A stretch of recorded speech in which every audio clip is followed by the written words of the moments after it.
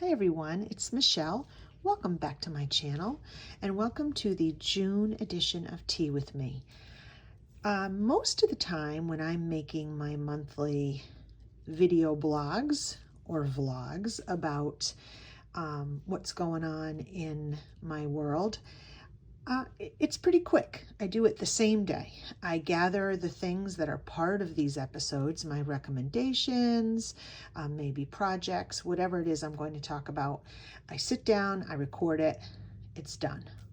This month, not so much. I actually started taking footage for this episode on June 1st. So we're on the 19th today as I'm recording this. So we're talking about almost 3 weeks in the making. So this is going to be a little bit different of an episode. It's going to be divided into me chatting and then cutting away to pre-recorded video, filling in the little parts of what I'm talking about. You'll see. Anyway, I want to welcome everybody who's new to my channel, and I want to thank everyone who's returned. I really look forward to these monthly chats, and hopefully you do too. So today, as I start all of my Tea with Me's, I'm going to talk about my tea. And today I'm just doing a everyday Twinings tea. I need a little caffeine boost, and I'm just going to do a little cream. We started this month with a very cold June. And today we're going to have thunderstorms because of the humidity and the heat. So it's been a really bipolar weather month for sure. So this month began with an event called Brimfield North. Now, if you don't know what Brimfield Fair is, it's one of the oldest antique fairs, flea markets in the country, in the United States. And it's 2 to 3 times a year, and people come from all over the world and all over the country to go to it. Last year, because of COVID, they did a lot of virtual events, and this year they decided to expand, and they brought, now Brimfield's probably a couple hours drive from me in Massachusetts, but they decided to have an event only 40 minutes from me in New Hampshire, and it was called Brimfield North. And I've made a lot of connections buying antiques, paper, and doing auctions with some local folks. I've made some friendships and connections, and several of them were having their own booths there.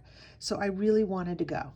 It was Memorial Day weekend, and it was the coldest Memorial Day weekend in 100 years. So I took footage going there and then what I bought, and I'd like to show you that now.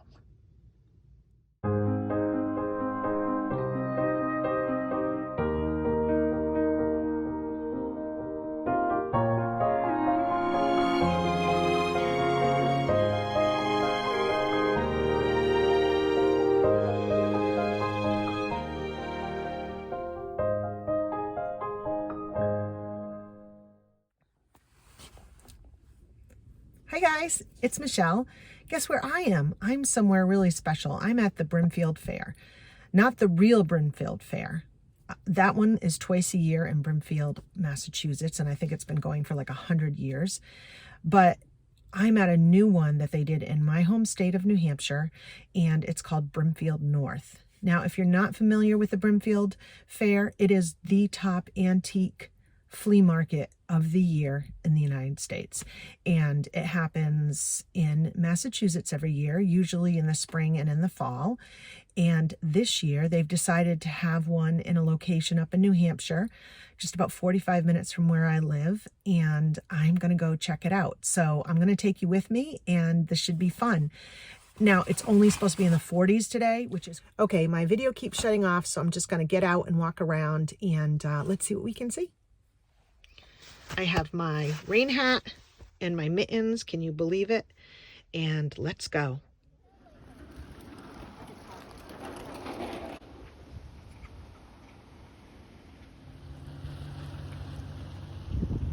Cool stuff.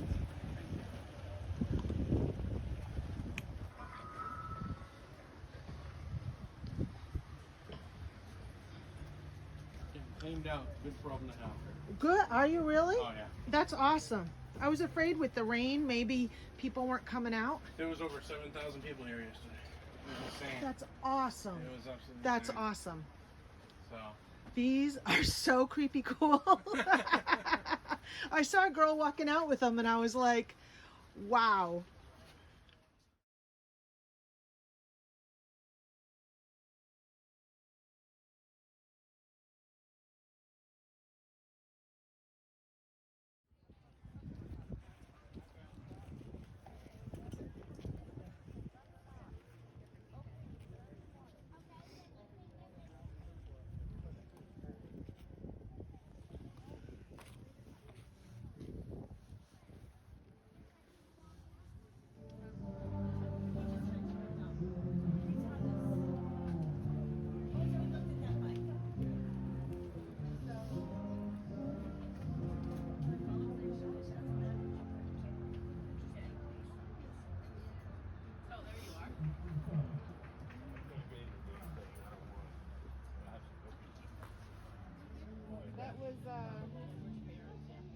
That was the thing. Yeah. I love these lamps. I've been probably twice in the sack and rusted out. You know, so much of this stuff I've never grown up over the years. You'd never know it was summer. Look at all the coats and all the people standing in line for hot coffee and cider donuts, just trying to stay warm.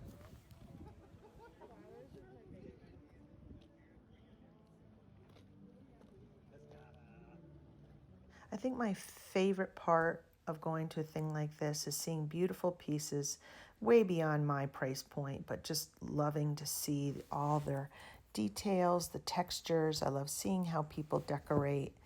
I also love seeing other things people collect. And I'm grateful I don't collect everything, but it's just so much fun to see the colors and the unique items. There's this really cool school bus that comes to a flea market near me, and I'll talk about that later. He has amazing paper items inside and really nice guy.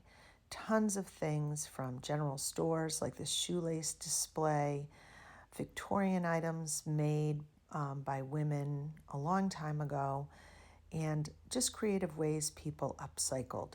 So all in all, it was a great day. I spent it with my friend Bob, who is also an avid collector. And I just love going to markets like this. I find them so inspirational. I could take pictures all day of the little tiny trinkets and the colors and all the things I see. Unfortunately, it wasn't just cold. It rained, and it really rained. It's one thing to see dishes getting wet, but the upholstered pieces that were out in the rain really just broke my heart. And this was day 2 of the fair and day 2 of heavy, heavy rains.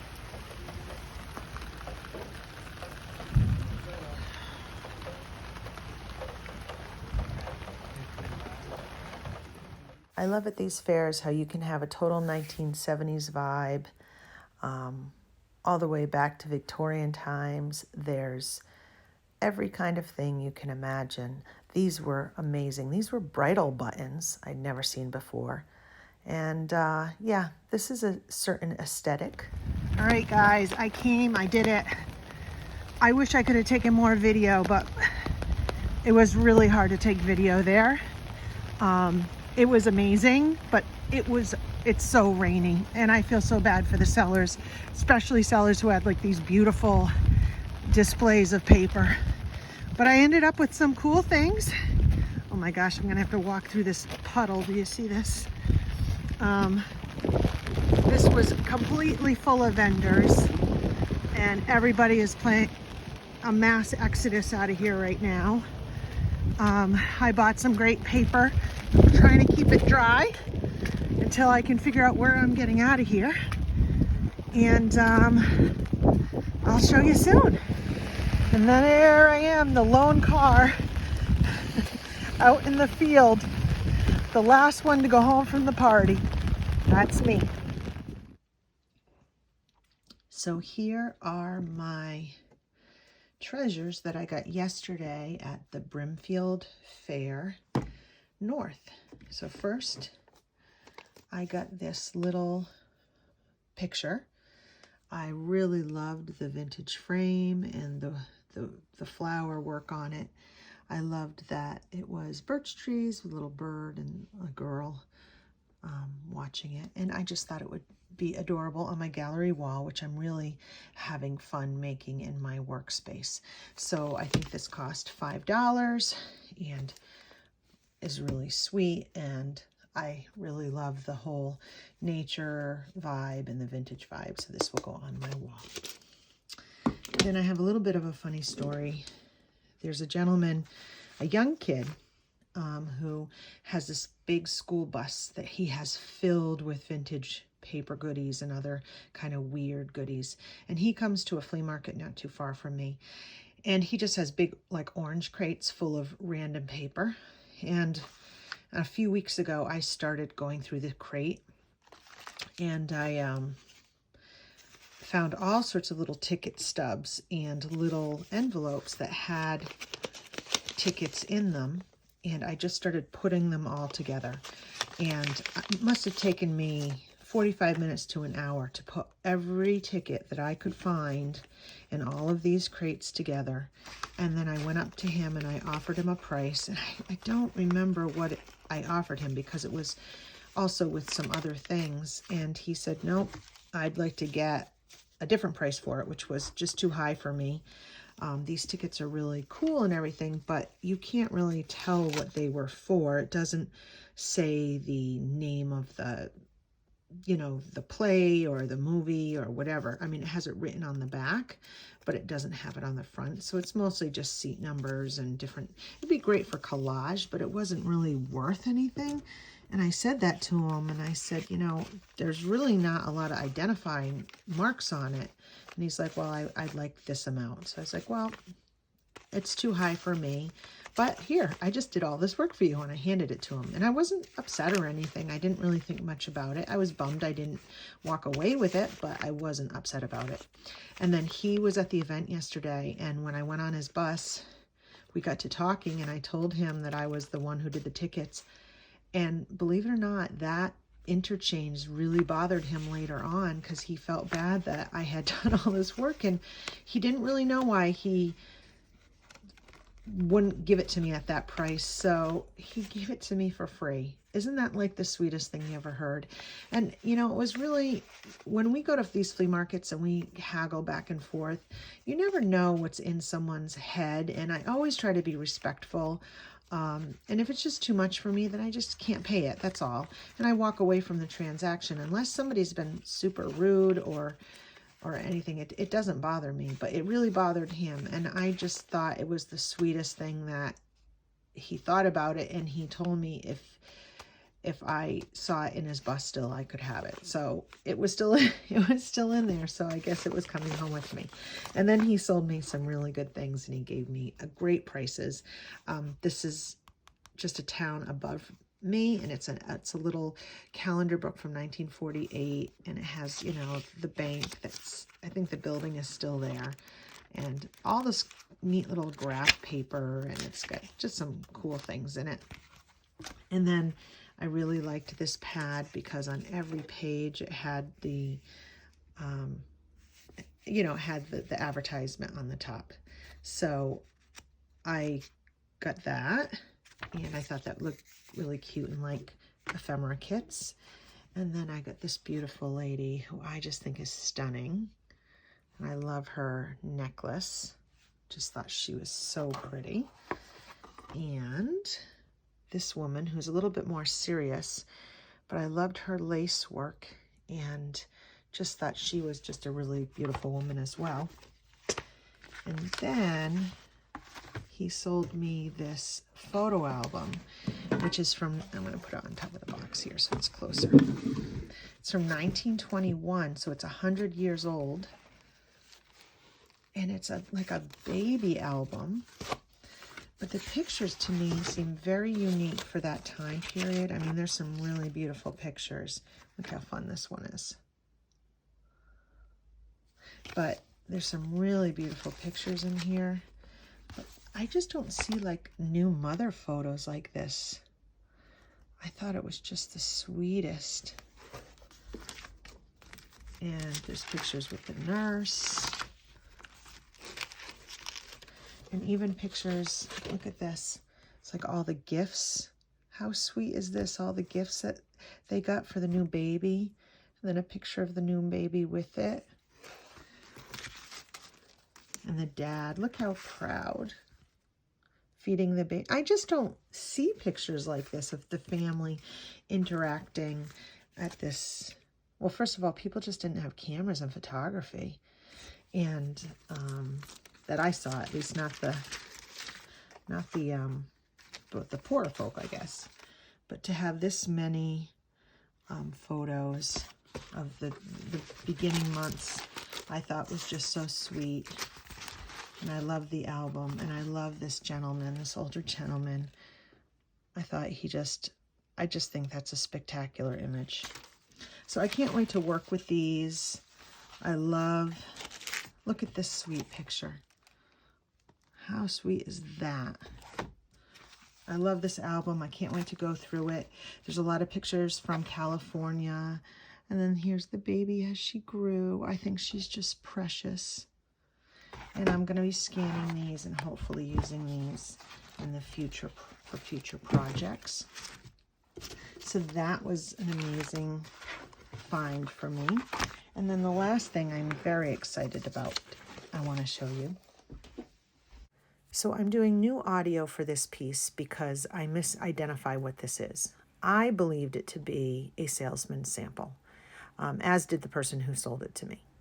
And if you know about salesman samples, back in the day, a salesman would come to your door and show you miniatures of things they were selling, like washing machines and grandfather clocks and stoves, big items that had these tiny little versions of them that they would show you with the paperwork to sell. So the dealer who called me over and sold this to me yesterday, he believed it was a salesman sample, and I did too, of a steamer trunk, you know, the kind that probably all our grandparents had in the attic, and they were used for dowries and to store blankets and to travel with. So when I looked it up online and I got home, I found some, and I believed, yes, that's exactly what this is a steamer chest salesman sample. But then after making this video, I went on to check a few things and read some pretty in-depth articles in Collectors Weekly. And even though all the details are meticulous, from the leather strapping here and the tin accents and the wood and all the details being made exactly the way a steamer trunk was made, they were made for toys and dolls in the Victorian time. So chances are, based on this article, they said there were very, very few salesman samples. They were actually more doll chests and toy chests than there were actual salesman samples. So that's what I believe this to be now, is a Victorian doll's chest. You might be able to put like accessories and little shoes and toys in that little compartment. And then this lifts out. Here's a little snippet of the paper that was used to cover the box. And all your special little toys or a doll's clothes or whatever could be put inside. So this is actually what they consider a Victorian miniature child's box or a toy box. And I love it. And I got the deal of a century because it was at the end of the day when it was pouring rain out and all the dealers were making deals. And I knew this dealer, and he called me over and said, "Michelle, I think you would like this." And he told me that I could have it for $25, which is an amazing deal. And I'm just thrilled with this purchase. Yes, I thought it was a salesman sample, which is always, I'm a total sucker for, but I just love this box and all the pieces and parts and how beautifully made it is. And whether it's a miniature child's chest or a salesman sample, I just really love it. Okay, I'm back. What did you think? I cannot wait till they do it again. And now I'm tempted to go to the real Brimfield, which I've talked to people and they've said they've gone several years in a row and have never made it through. That's how big it is, that they've stayed for a weekend and never seen everything. So very, very exciting event, and so happy with the things that I was able to get. And I hope I get to go again. So that was the first part of the month. Then the second part of the month, I went back to work for a couple weeks for my friend's estate sale company again, and did some terrific sales, interesting sales. And there was this desk that nobody wanted. And I didn't even know about the desk because she had 2 sales in a weekend and I worked the other sale. But I showed up the day they were doing the clean out because I had somebody was picking something up and I was bringing them to the house. And then I walked through the house and I saw this desk. And I asked about it, and I was essentially told this antique desk, which is right here below us, was not being claimed. It didn't get bought, and nobody who they do placement with after a sale wanted it because it had been painted. And it was literally maybe minutes away from going in a dumpster. And my heart was like, what? No way. She's coming home with me. I emptied my car and somehow I got it in my car and got it home, and she weighs a ton.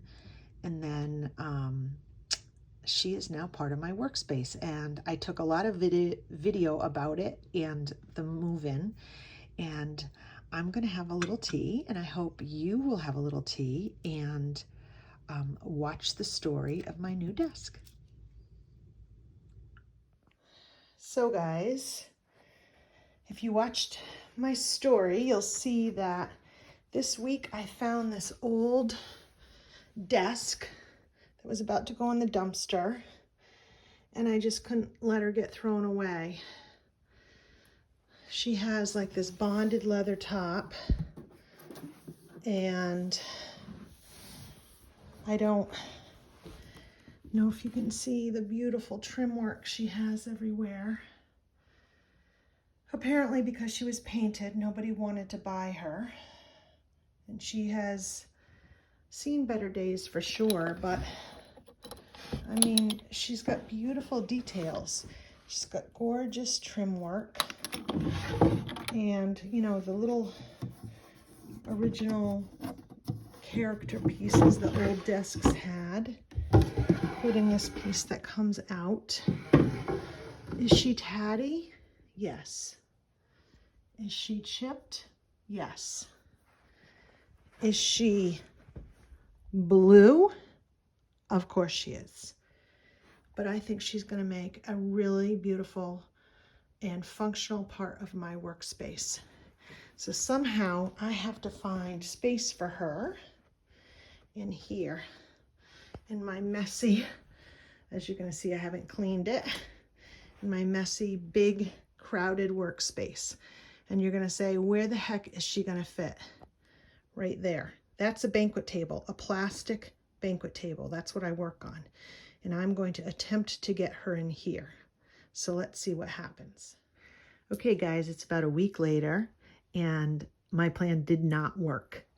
I had a banquet table here, which is where the desk was supposed to go. And then this piece was over here.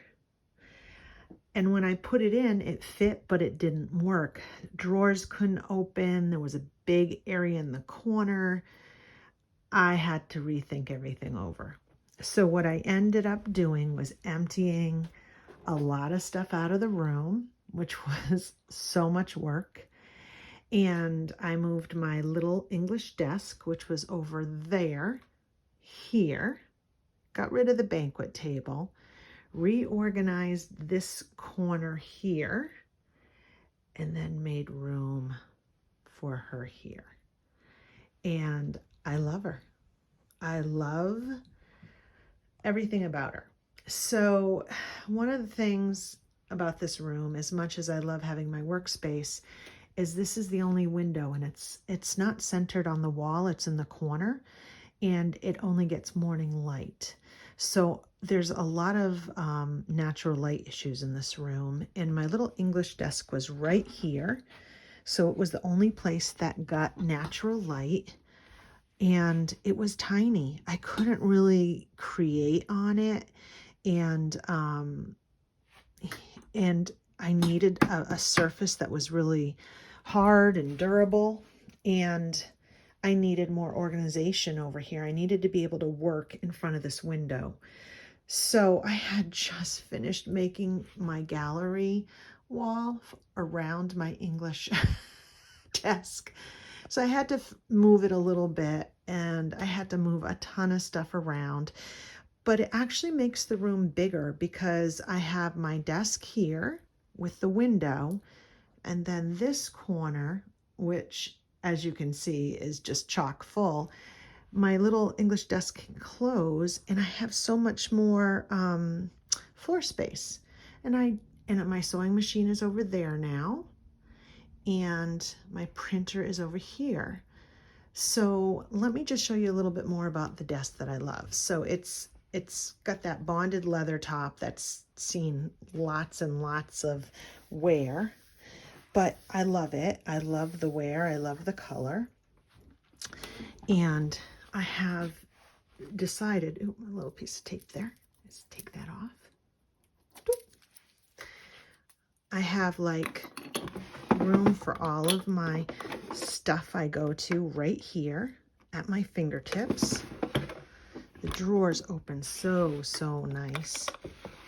I have room for paper, and what's in here? Oh, that's all my Happy Mail stuff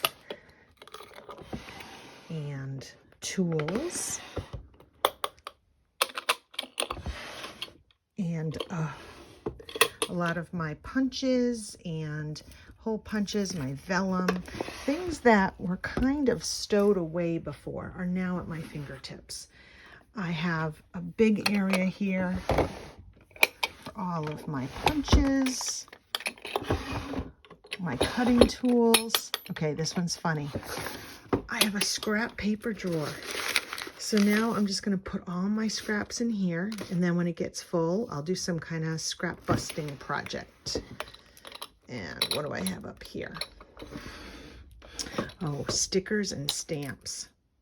Oh, love having that right here.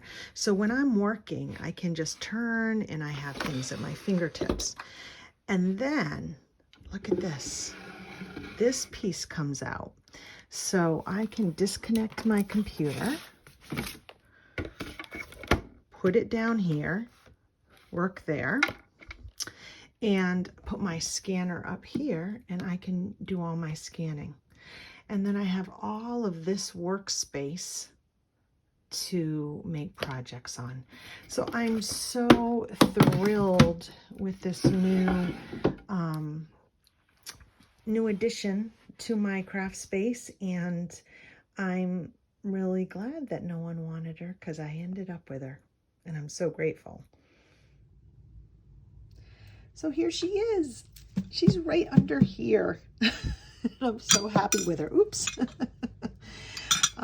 You know, I am very fortunate that that is one of the better parts of my job, is that sometimes I'm in the right place at the right time.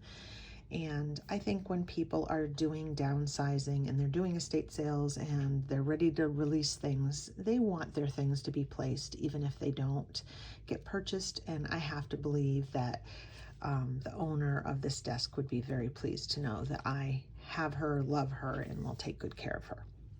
So now we're at the part of Tea With Me where I'm going to do some recommendations, and I have to share. I can't really recommend the first thing. I just have to share it. So we're beginning summer. I think next week is the equinox, and for whatever reason, I associate summer with these Marshmallow Circus peanuts. Now, if you know me, you know two things about me. I don't have a sweet tooth. I don't like marshmallows. So why I like these is beyond me, but I do know why I like them. I grew up, my grandparents had a cottage on a lake, and my grandfather used to eat these, and he used to share them with me at the lake. And My grandparents were very stoic people. They were very kind, but they didn't really know how to be outwardly affectionate. And this was how my grandfather, I think, showed affection. He used to share candy with me, and he used to share these with me. And whenever I smell them and taste them, I think of him. And I love them, even though they're nothing I would normally eat. I don't like fake colors. I don't like a lot of sugar. I eat really healthy. This goes against everything I usually do in my diet. But these, every year, I have to get a bag and start my summer with them. So this is for you, Grandpa. Okay. Now my official share. Because I can't really recommend those. Most people I know think they're disgusting, wouldn't even enjoy that recommendation. I'd love to know what you guys think. Do you eat them? Is there a sweet or a snack you associate with childhood or something that really you shouldn't like, but you like it because of the sentimental story behind it? I'd love to know. If there is, share it in the comments. I'd love to know that kind of stuff. Okay, so every month I usually do a book share. I need a sip. And this month I'm doing a book share that's very different than my normal book share. I can't remember when it was. It was sometime in the last couple of weeks on Instagram. There was somebody I follow who I respect. I think they do wonderful work. And they had a post. And that post was about how frustrated they were at people or a specific person. I don't know who it was. They wanted people to know, and they wanted to go on record saying that if you're copying them or imitating them, you're stealing from them or you're insulting them, and that they work really hard for their original ideas, and they're really frustrated by people that knock other people off. So this post, and I don't fault her for feeling the way she did. I understood the intention of her post. But I also felt very strongly that sometimes in this community, people aren't trying to knock off other people. They're just trying to learn the craft, and they're trying to get better at what they do. And it really got me thinking about this book. I read this book, I don't know, maybe 5 years ago. And it was such a beneficial read for me as a creative person. It really talks about how to live a creative life, and it's sort of like they have it in the description as 10 transformative principles to build creativity, right? But it's a really quick read. It's a fun read. There's lots of pictures. But what's really important about this book is it talks to you as a creative person, wherever you are in the process. If you're a beginner and you're trying to find your identity, if maybe you're new to junk journaling and you're mimicking what other people are doing because you love their projects and you want to make them too, this book talks a lot about, when it says steal like an artist, it really means that all artists of the world, even the masters, the most notable, most inspirational artists of our time and of the times before, were influenced by other artists. They were influenced by other things, that no ideas are original, and that the ultimate goal as a creative person is to get all these influences from all the different parts of your life and from the different artists in your world and the different people who you love, and incorporate it into who you are. And I think that is the difference between imitation, just cheap copying, and having an artistic voice. Now, as you can see, there's so many parts I have marked, and this is I so recommend this book to everybody. It doesn't matter what kind of art you do, what kind of creativity you do, whether you're a sewer or whether you're a paper crafter or a painter. This book is really awesome. I think it is. And it talks a lot about the fact that there is no original ideas. Even when we think we come up with an original idea, if you poke around, someone else has done it. Now that doesn't take away from you, especially if you're creating in your particular voice, but we have to get past the fact that we think what we do is different from everything else, because it really isn't. It talks about where ideas come from, and it gives you a lot of really good things to think about. This one I think is a big one in our community, especially for new people. Don't wait until you know who you are to get started. I know when I first started looking at junk journals and stuff, I saw really established people with very specific styles, and I felt like, oh, I can't show my work. My work is, I don't know who I am yet. It doesn't matter. Just start. That's how you figure out who you are. And that's a lot of what this talks about. You have to make things to know who you are. Let's see what else. Oh, imitation is not flattery. So, you know, this is, I think, a lot about what that post was about. The frustration she had that she wasn't feeling flattered by people imitating her. But this, I think, is such a valuable graph about what the difference is between, and when they say stealing ideas, they mean being influenced. What is being influenced? How you take influence and use it to your advantage in a way that respects the originator, in the way that doesn't. And I think this particular graph really does say a lot, because we see posts all the time if somebody makes a great project and then there's a bunch of them that look just like it. You know, like if you've changed it to reflect your style, if you've taken their ideas and credited them as the inspiration and then you've put your spin on it, that's good theft. That is showing that you're growing as an artist, that you're taking other people's work and it's changing your work.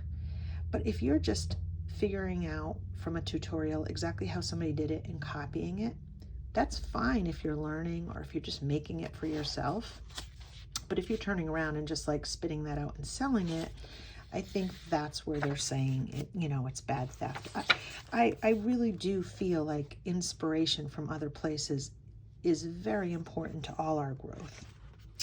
Let's see if there's any other things I really want to point out. There's so many things in this book that I took away from that side projects and hobbies are important. How many of us say in the junk journal world, oh, I have this other things I'm doing, like my friend Maud, who makes her dolls, and Barbie, who does so much ribbon embroidery, right? Those are all part of it. It's all important, and it's all part of shaping who we are as artists and what our signature looks are. So, you know, when we say, oh, we're so, you know, we can't concentrate and we're always like distracted, that's good. It just adds to our work.